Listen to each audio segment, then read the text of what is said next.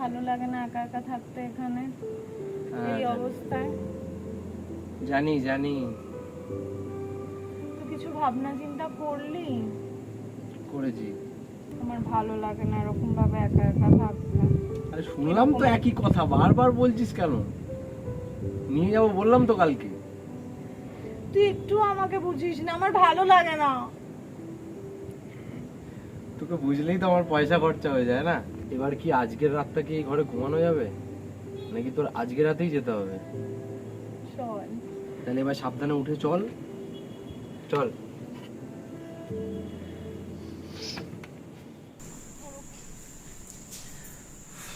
বসুন। এটা কাদের বাড়ি? তুই বস আগে। দেখ, এই বাড়িটা পছন্দ হয়েছে? এই বাড়িটা ভাড়া নিয়েছিস? খুব সুন্দর, কিন্তু বাড়িটা ভাড়া নিয়েছিস তাহলে সোফা রাখা কেন? বাড়িটা ভাড়া নিয়ে বাড়িটা কিনেছি।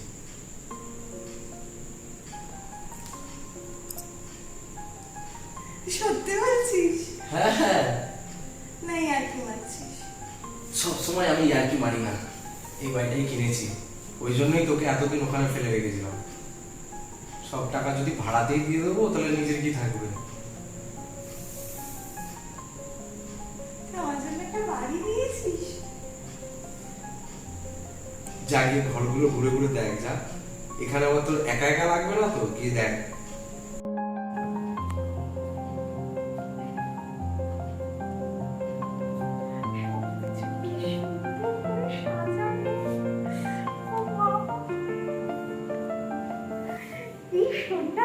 সুন্দর করে সবকিছু সাজানো, খাট আলমারি সবকিছু আছে।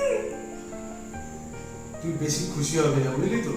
তুই লাস্ট বার যখন খুশি হয়েছিস তার জন্য এখানে বাড়ি ঘর ছেড়ে এখানে বসে আছিস।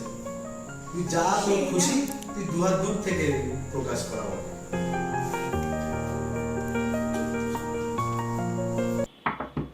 হ্যাঁ আছি, ভিতরে এসো। ও আচ্ছা, সরি সরি সরি। ও হ্যাঁ ম্যাম, ভিতরে আসো। ম্যাডাম বসুন। কালকেও পড়তে গেল না, আমি ভাবলাম কিছু হয়েছে হয়তো, আমি এই এখানে এসেছিলাম ওই জন্য একটু এলাম। কি হয়েছে? দেরি হয়ে গেছে। তো সারাদিন একা ছিল? না, ও পাশের বাড়িতে ছিল, আমাদের যে ফ্ল্যাটটা আছে না ওটাতে রেখেছি।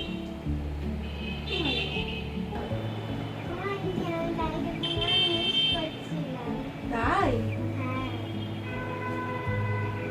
মাম্মা আন্টিকে ওরকম করে না। আন্টি আপনি কিছু খাবেন? না। আমরা এখনো ব্রেকফাস্ট করিনি, আপনি বলতে পারেন। 10টা বেজে গেছে, এখনো ব্রেকফাস্ট হয়নি? আর একটু দেরি হয়ে যায় তো আমাদের দুজন গাড়ি। আপনি খান না, বসুন না। মামা একটু ম্যামের সাথে গল্প করে আমি আসছি। কালকে পড়া হয়েছে কিছু? তাহলে পড়তে বসো, পড়ো দেখি।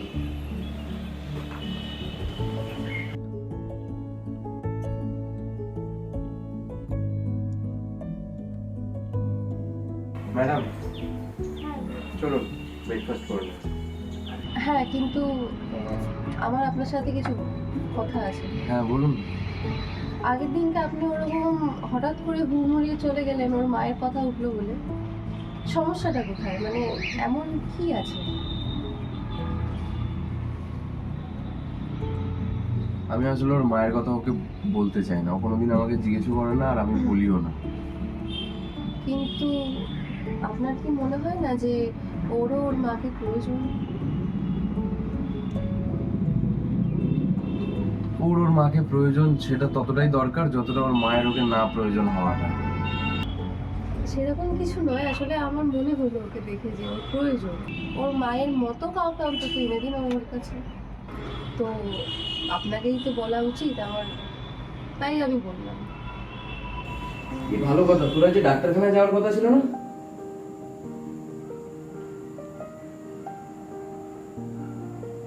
ভাই কিছু জিজ্ঞেস করছি আমি। গেছিলিস? কেন যাসনি একটু বলবি? তুই ছিলি?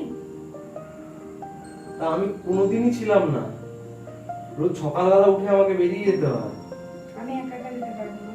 তো তোর জন্য তো আমি গাড়ি করে রেখেছিলাম। তুই ভুলে গেছিস সেটা বল যে আমি ভুলে গেছিলাম। তুই মা হওয়ার যোগ্য না, জানিস তো? সিরিয়াসলি বলছি ভাই, তুই মা হওয়ার যোগ্য না। অ্যাটলিস্ট 15 দিনে না হলেও 1 মাসে যাওয়া উচিত তোর।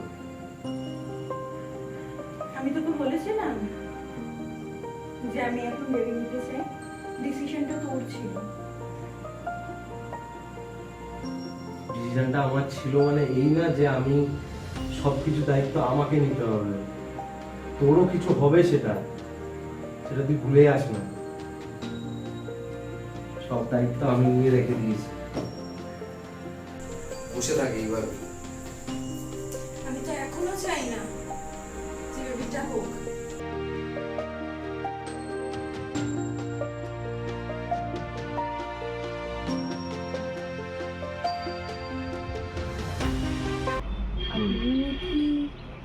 আপনি কি কিছু মনে করলেন? আমি জিজ্ঞেস করলাম বলে। না, আসলে আমার ওরকম কোনোদিন মনে হয়নি।